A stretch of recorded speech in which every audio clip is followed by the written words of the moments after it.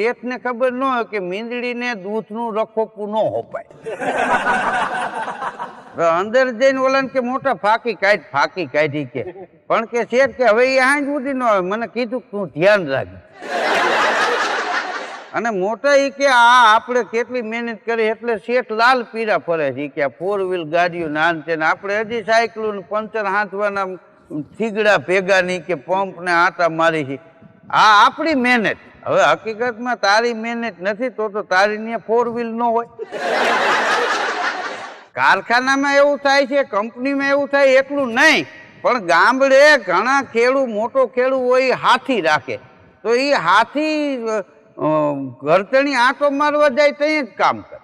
બાકી તો બેઠો હોય નીણ પૂરો કરીને બંધારને ટેકે અને એ વાડીનો માલિક આવે ને તો કોદાળી લઈને મને ધોખડી ખોદ માલિક આંટો મારી